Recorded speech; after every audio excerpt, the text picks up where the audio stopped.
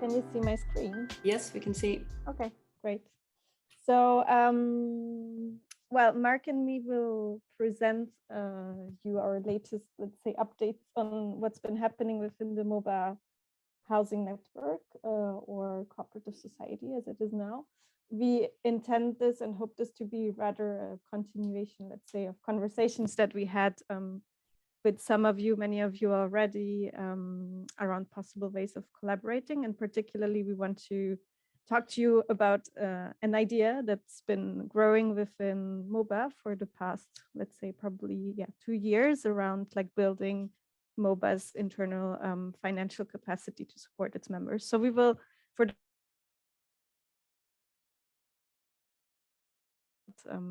what it is. So just to give you some context, and without going into the the specificalities of the housing situation in Eastern and Southeastern and Central Europe, but just to say that beyond the affordable housing gap that is existent, of course, in the region, as it is in most of the regions in the world, actually, one of the things that is also a big challenge is, just a mismatch between the life realities, the demographics in the region, and the housing that is at offer in the market. And then also, as most of you know, the absence of, let's say, public or social housing solutions. There is also a big challenge in this specific region. And so what's MOBA been coming up with, but Mark will tell you a bit more about that. But out of this, let's say, context or just realization, the idea that brings more MOBA forward is really the idea that we need to think of affordable housing solutions from the bottom up. So we have to sort of reinvent what's at offer in the market, if we want to call it a market. But anyways, so we need to reinvent it. And one of these solutions is cooperative housing and the specific MOBA model that we will tell you about. And then there's, of course, the specific housing finance challenge in the region, which is also present, of course, in many other contexts, but particularly in Central, Southeastern, Eastern Europe. The situation that we have is that there are no adequate and affordable, or almost no adequate affordable housing finance products or funding streams available, and much less so for cooperatives or any kind of, more collective approaches towards housing. So this is our second sort of starting point, which is we also need to reinvent or innovate housing finance, and we need to do it sort of from the bottom up to make this match happen, basically, of bringing together affordable community-led housing solutions with also affordable and adapted and adequate finance solutions that can ignite and trigger the cooperative housing in the region. So over to you, Mark, to give us a bit more insights about MOBA more particularly. Yes, thanks. I'm aware that quite a few of you know already about MOBA, but maybe it's good to give a short background about how MOBA has come into being. The start of MOBA was made when a number of young emerging housing initiatives from Central and Southeastern Europe, I know it's a bit of a fuzzy term, where is Central and Southeast Europe?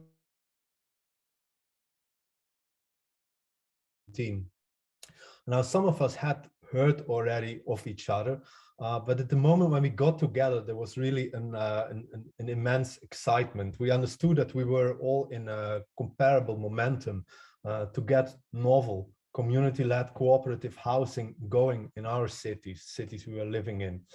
And at the same time, we were all perplexed with the complexity to get something like that going today. Because we often had to solve that puzzle from scratch, or from scratch again, for those countries where there was a cooperative movement before, which somehow, especially past the 1990s, fell into decay, or even worse. So quickly we understood that there is a very similar set of conditions that we were facing in our region, throughout that region. And what we've set out for since is to make joint efforts to place novel housing cooperatives on the map in our region. notably through flagship projects that demonstrate that this is not just a great idea, but also a viable approach. And with these demonstration projects, we aim to bolster the cooperative housing ecosystem. It has to be, in a way, reborn, and impact the housing reality throughout our region. You can go to the next slide. Yeah. As I just mentioned, MOBA members are launching community-led housing projects, and they are locked in the ownership of those communities and operated by them. And it's a quite dramatic shift away from the status quo in the housing market throughout the region, where citizens are understood as mere consumers, dispersed vulnerable particles on the demand side of that treacherous housing market. And this is not at all a small feat. Throughout the region, we have to kickstart this, as there are no current cases in existence that can feature as examples or blueprints of how this could be done. So we have to do this ground up. Now, these MOBA housing projects are all set up fully in line with the cooperative principles. I think we are still at the previous slide, Bea. Sorry. Doesn't matter. A majority are cooperatives as legal entities, not all of them. That's also important to understand. So even if they operate through the cooperative principles, not all of them are cooperatives. While for most of you, it would sound natural that they are cooperatives, in the CSEE countries, cooperatives and housing cooperatives are a novelty again. And proper conditions for them are not a given fact, but often have to get created. So what we are looking at is a housing model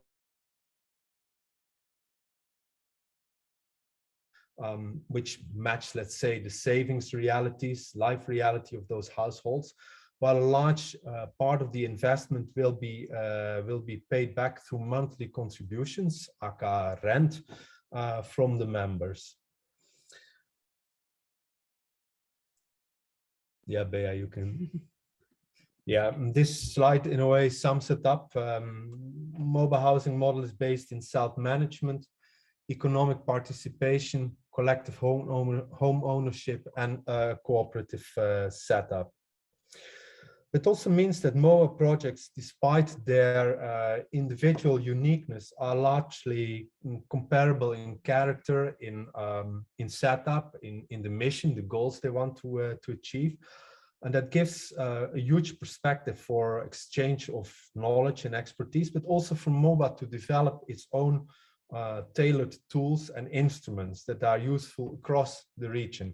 You know, if we have to do this effort to do it ground up, then let's do it in such a way that we can all benefit from it. So that was very important for us to do.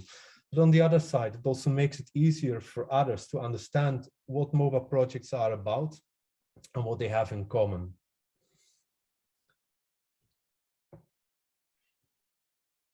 Yes, yeah. Yes, so just to give you a summary of what MOBA actually is. So MOBA is this loose network that came together in 2017, but since in 2020, it was incorporated as the European Cooperative Society, which is a particular status or legal entity that some of you may be familiar with or not. It is incorporated in Croatia, but what is important to us is that it is a peer-to-peer platform of local housing initiatives that themselves organize locally at the national level in these 5 countries that we mentioned, but it could expand also in the future to other countries of the region. And the activities promoted through MOBA are essentially capacity building, peer learning, also looking for funding together to support these organizations locally, and advocacy, mobilization of different institutional actors. And then one of the things that is also very important to MOBA is sort of this role of financial intermediation that we will talk about now. And if you ever wondered what MOBA means, it means it's actually a Serbo-Croatian expression, which means self-help through mutual aid. If you have more questions on that expression, Anna will be your reference person for language reasons. So what about the actual projects or cooperatives that are promoted from MOBA? So what is important to know, as Mark said, they are all based on like sort of the same model that is then declined and adapted locally to realities, be it in terms of just the legal structures that are possible to be put up by the local organizations, or funding streams that they can access and so on. So they can be really very different in size and scale, and we wanted to bring the two pilot projects that are up and running to you just for you to get an understanding. So this is the very first cooperative housing project that is in place and running since 2019 in Budapest, and it is a relatively small building for 9 people in a 2-story house. And what happened is that the local cooperative purchased this house and refurbished it in 2019. So this is in Hungary currently. Our colleagues from the cooperatives in Hungary, they are negotiating a second house. So we're hopeful that soon we will have a second cooperative in Budapest already running. And this is the good news from 2022.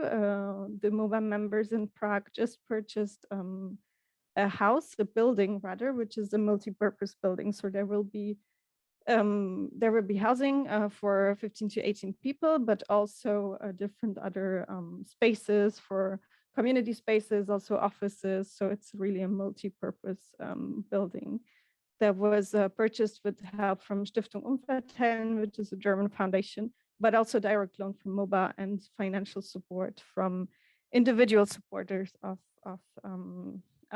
Zileni Domy, which is shared houses, which is the local Czech organization. And now, yes, Mark, over to you to tell us a bit more about our concrete idea that we want to bring to you today. Yes, what has become also clear during the past 5 years is that novel housing approaches need novel ways of financing. And the current housing finance throughout the CSEE region is built for a very different type of housing market than the one we are standing for. And not only are those channels, these finance channels, which are available at the moment, largely incompatible with community-led cooperative housing, literally meaning they wouldn't invest in it, but they also are not ready to support what are at current emerging niche products. So, like the housing market in most of the countries is very hot. For banks, for instance, to get into something what's for them new and unheard of, like cooperative housing, is just some. And like many cooperative endeavors in the past, even we could say in the past well over a century, we'll have to shape our own starting conditions. And that is also why during the past 2 years, we've outlined this possibility of our own financing tools. And we've done a small scale trial with that, through which we have been giving loans to members. And for instance, ABZ has been very helpful in getting that going. It's been a small but important step and opened, like perspective for us of where we could go with that. And that is why today we want to build out MOBA's capacity to provide affordable short-term loans to catalyze new housing projects. And we call that the MOBA Accelerator. And now our aim is to boost within, let's say, a relatively short period of a year, our current capacity with a factor 10 to around 250,000 euros, because that would mean that we could really get some things going. And in conversation with some other cooperatives, we've started to explore the possibility of offering to peer organizations like you here on board shares in MOBA as a way to gather the finances needed. So this is something we are at the moment looking at. You can go to the next one, Bea. Yeah, so how is this going to work? Well, I immediately have to say that we are still exploring the details, so nothing is set in stone here. But what we are looking at is to call for organizations to subscribe to MOBA shares. MOBA shares are to give you a bit of background in that, are 500 euros each, and they are withdrawable. We are actually thinking of a minimal commitment from participating organizations of a sum somewhere between 5 and 10,000 euros, in a way to keep also the overhead at bay in such a fund, and feature an investment term in a range of 5 to 10 years. And that last thing is important to provide a stable patient base to the share capital. And ideally, the first 2 years would be interest-free. Beyond that, we are looking at offering a slightly better rate than what you are getting at the bank today. So that's where we are going. The subscribed capital would in turn be made available to the MOBA members. So it's only MOBA members who, who would get those loans, and they are interest-bearing loans. And that interest pays not only for, let's say, for the shares, but also for the costs which come with operating such a fund. But at the same time, that also makes it clear why we need to get quite in terms of, let's say, cost benefits in doing something like this to operate such a fund. We can go to the next slide there. So to sum it up, we are planning to call out to allies and peers to subscribe to MOBA shares. That campaign that should start this fall. And if that campaign is successful, the actual paying in would take place somewhere early next year. And at that point, MOBA members could request loans to kickstart their new developments. And these proposals, these pitches from MOBA members, they would be reviewed and assessed by MOBA. And if they pass, let's say, that check, funds can be dispersed to the member projects to get going. We're thinking of a grace period of about 2 years to give projects basically a good chance to get their cash flow going. That all takes time. And after that, loans are paid back with interest to the MOBA accelerator. And from this, as you understood, the shareholders will also be compensated.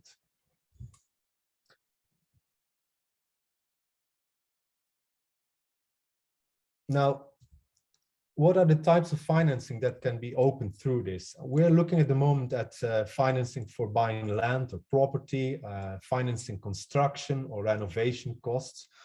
And to give you an idea of what this actually means, like, you know, like for Cooperative facing renovations work, 20,000 euros loan could be really helpful in pre-financing that.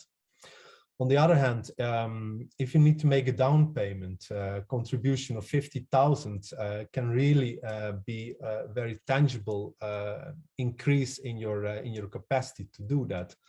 And even larger sums like 200,000 euros could help a cooperative to purchase land or even a small building. So these things become immediately very real. And maybe just to add to that, so these are also real examples. So we said that, for instance, for Prague, MOBA provided a contribution or provides a loan for increasing their down payment capacity.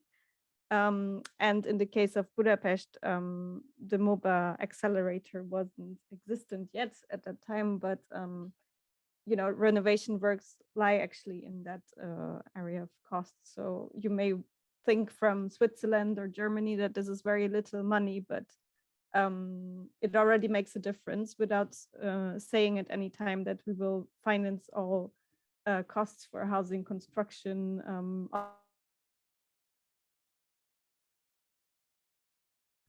Complementary a complementary resource that is really crucial, though, to be able to also tap into other funding streams to provide the down payment needed to then negotiate with banks and so on. So to open sort of also more institutional avenues and finance through that. So some of the safeguards we're thinking at, because of course any organization that would want to commit shares or funding into the accelerator what can MOBA do, you know, to keep that money safe, which is money from peers, of course. So one of the things that we're doing is that we have today some seed funding, and that is kept as a reserve in the fund, of course. The ratio of that we would have to fine tune and figure out as we go, and as the fund increases, of what we keep in reserve, what is sort of, you know, money that we cannot commit to local projects. The other thing that Mark mentioned is that for sort of before a local housing project can access any funding or financial support from MOBA, it goes through a process of integrating the local organizations, but also MOBA, and there is this sort of MOBA standard that is applied. So not any project can, of course, come and get funding through it. We've been doing internal capacity building throughout the years, and it's something we want to build out. And also we keep, you know, efforts in terms of fundraising, and even potentially, you know, bring in other funders that would be not through shares but really grant funding to support sort of the back end, but also monitoring process, evaluation and learning processes around this. So we see it as a holistic package. Of course, as with any let's say share offer, we will not at any time be able to guarantee 100% security for organizations that would want to invest. But as any other points that we mentioned today, these safeguards are also up for discussion. So we really want this to be a discussion where we can get feedback from interested organizations to adapt and improve the systems and ideas that we have for this initiative. And this is just very quickly, and this is where we'll stop, just some milestones that we already mentioned. So we would like to launch this by early 2023, but with subscriptions starting already in fall. And that is it for now. And this is just to show you that there's also, I think it's always important to show that also just people behind these initiatives. So sometimes we talk about these cooperatives, but it's also just, yeah, people coming together and at the small scale wanting to make it partners and thinking about how to do the things differently. And it's also a very much of a human, let's say, adventure and experience. So here we go. I'll stop my. Thank you, Bea and Mark for your presentation. And I must say, you have the best graphics at MOBA. If you go to MOBA's website, it's the same type of graphics, and it really I think it's really indicative of the bottom up approach. It's really I don't know, it really shows the the link between taking housing into into the community's hands, and then like you've grown so fast, like you've only been in existence for a few years, and you're already into funding other projects and raising this capital, which is fantastic. You mean business. And housing is such an urgent issue that there is no time to waste. It's very important to raise this capital to build more, to create more housing. So I see that Hans has a question. Your hand is up. Do you want to unmute yourself? Well, if time allows, I'll just have a brief question. On the slide before Budapest, it said something about equity from the individual buying into this. Could you say a little about the amount, for instance, in percentage of the total cost of an apartment that the individual has to raise individually?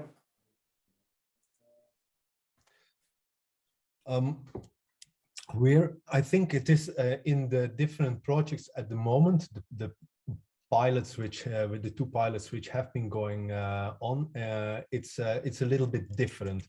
But what we are aiming at is a relatively low amount. It might be that in the first projects we will not manage that, and we will have to be somewhere around at least 25% of own equity to get this going. But it also limits the scope of people who can participate in this, because in the societies where we are here, the amount of private savings is very low. And now with the rising energy prices, we foresee that basically that those savings will basically be diminishing. So we hope to be, let's say, on the lower side of that.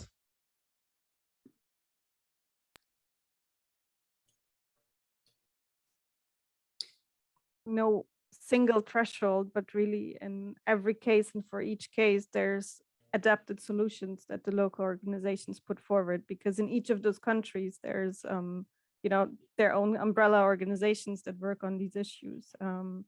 So we don't expect there to be, you know, like one solution or like one answer to that at all, but rather in each project it will be different.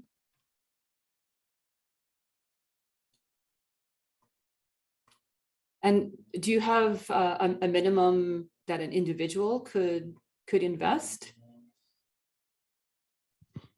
Currently we're thinking, sorry, Mark, currently we're thinking about at least 5,000 euros to commit as a share, just because, as Mark said, of course, with each of those contracts and each of those relations, there's work behind that. So we don't want the amount to be too small to generate too much work, to then, you know, also generate too much of a cost in terms of just managing that safely and surely for everyone. So we're trying to figure out the right amount for that. And it's also where, very importantly, your feedback and your members' feedback could be super important, because, you know, we're sort of throwing numbers out there, but we need your input on what is feasible, what is possible to take this forward. Mm-hmm. One of the Sorry, go ahead. Sorry, yes. No, go ahead, Mark. It's just in continuation to what Bea was saying. It might be that we will have to go with organizations first, and that only in a later stage we can ask for shares or share subscriptions from individuals, so let's say natural persons. And that has something to do with the way how a regulator, financial regulator, would look at you know, like at the fund which we are building like this. So it might be that we cannot go with a public call where individuals can subscribe, that we would have to start with a closed call, invited to a number of organizations. And that only in a later stage, when these things have been sorted out and settled also, that we can go to individuals.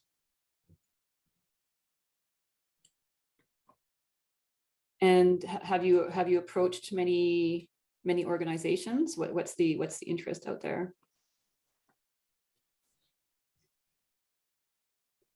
Bea, do you want to say something? I can go. So we have, I mean, we had initial conversations with some of you. With Blades, we had a conversation. We also, I mean, very early on with Guido, Guido knows MOBA quite well. So we had into this idea that we are trying to, you know, put out in more concrete terms now. ABZ, as Mark said, has supported the MOBA, what we called the MOBA fund in 2000. I think that was 18 in the 18 conference. So we got the first seed funding from ABZ, but from the Solidarity Fund, not from individual, you know, cooperatives. So yeah, we're still in the build-up phase, and we wanted to sort of first, like, really talk to the closest, let's say, allies and peers before putting it out in more formal terms to a larger audience. But maybe just to add that we will have on the International Social Housing Festival session within the Collaborative Housing Day program on the scaling up the MOBA accelerator, MOBA fund, and Masha and me will be there as the hosts, and Blaise and Guido will be our guests. And there will be also the director of Slovenian Public Housing Fund with us on board. So this will be the next opportunity to extend this discussion. in parallel, MOBA is also part of a research project. I will send you the link, but which is looking at the venture fund for affordable housing in the region.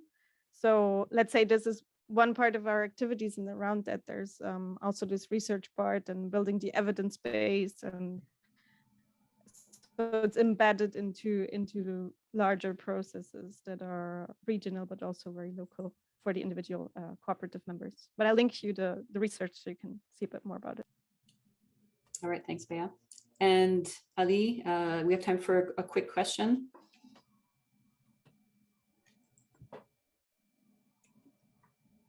Thank you, Julie.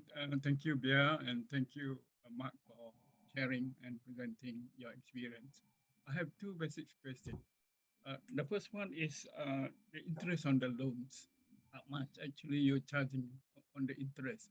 Is it a flat rate, or is it on the balance, or is that different between perhaps members and non-members for the interest? That's number question. And do you have a set of criteria for members to apply for the loan? That's number one question. Number two, if you could share with us how successful and how do you do crowdfunding for this housing project?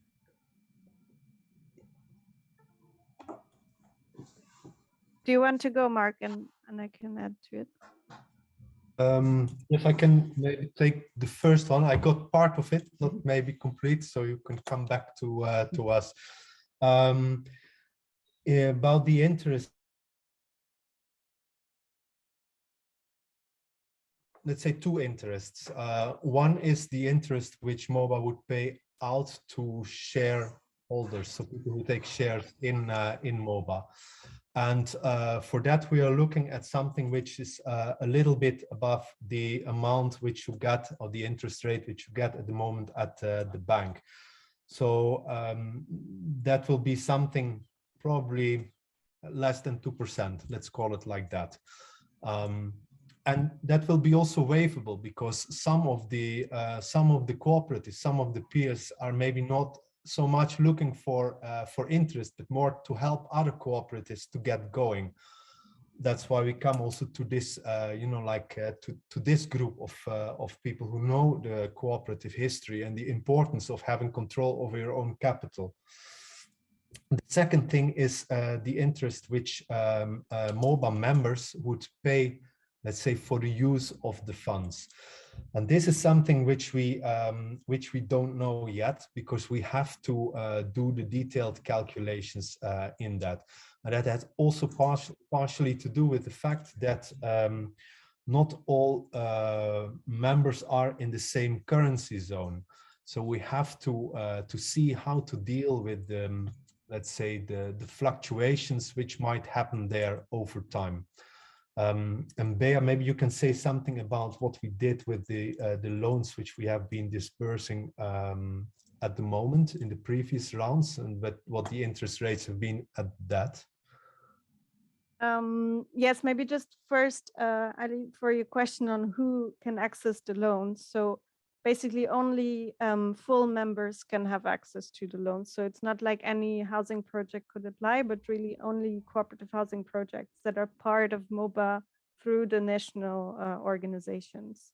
So this is one criteria, which is very important, because so far, and what we're also planning for the future, this fund or this financial instrument will be self-managed. So basically the way we organize is that we have a fund committee, which is made up of one representative of each of the full members, and there's a peer review of the loan requests that come in.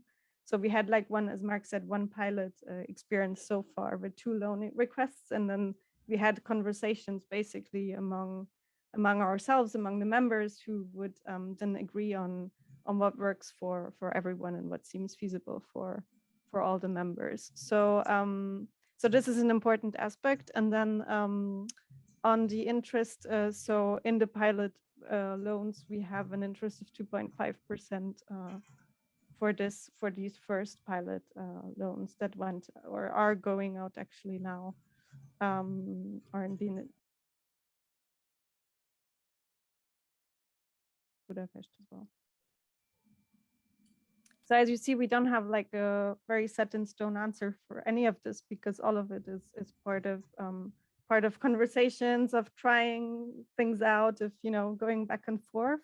And also because, of course, at the moment we're speaking of relatively not symbolic, but quite symbolic amounts. So it's not, you know, we can sort of use this to think about the system that will work for us in the future, or work for MOBA in the future, while not putting any money at risk, because it's all grant funding that is in there, or seed funding for that, or the capital is in there. Seed funding, of course, we want to put it back into the fund so that it can revolve and help other projects in the future. And maybe the term of these loans is, just for you to know, is 18 months, which again is a conversation, you know, how long, what do you want to do with it? When can you pay it back? At what period of time? Of course, the loans couldn't be, you know, for it to be revolving, we can't be thinking of terms of like 10 years or anything like that through this fund, but rather shorter term financial support.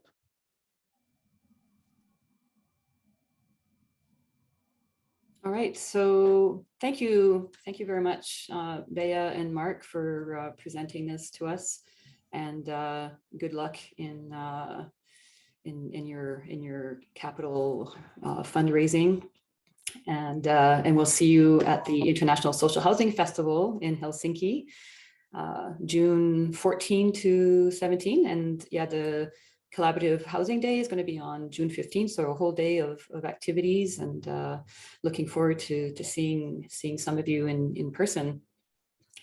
So I am just going to go through some quick events that CHI is involved in. So we have a webinar coming up next week on student housing co-ops. And so the purpose of this webinar is ultimately to create a student cooperative housing federation in Europe. There's no current federation or association that exists to unite all of the student housing co-ops. So we're going to have some guests from NASCO, which is the North American Student Cooperatives, to share with us the benefits of uniting and being a united front. And we'll also hear from Jens in Germany, Scott from the UK, and Bronwyn from NASCO, and then hopefully also from Lorenzo, who is with Cooperatives Europe, to talk about the benefits of a cooperative sector to federate, to be a united voice when it comes to advocacy and capacity building and knowledge exchange. So that's on May 19th. And as I mentioned, the community-led housing day at the Social Housing Festival on June 15. And following that, the CHI Board of Directors will be meeting in Sevilla, which is in conjunction with an International Cooperative Alliance General Assembly that's taking place there in Spain. And then we also will be holding some elections, so we'll have a changeover on the board. So that's coming up on June 21st. And we also have some minor modifications to the CHI rules, the first time in quite a few years that the rules will be amended. And then we'll have a presentation by Nicholas Gazard, who is a former president of CHI, on the different financing mechanisms that housing cooperatives are using. And a share offer similar to MOBA's is going to be one of the examples. And then this information, this is like an aggregation of all the different financing mechanisms that we've been able to gather around the world, and we'll make that information available on our website as well. And another big event that is coming up in September is the International Cooperative Housing Symposium in Zurich, and MOBA will be there as well, and as well as Blaze and some of you will be there as well. And so the theme of this symposium is called Growing the Movement, and it's discussing how cooperatives can cooperate together to facilitate and foster more development in cooperative housing, and to also recognize the importance, the important role that cooperative housing plays in building green, sustainable, and affordable cities. So that's from September 22nd to 23rd in Zurich.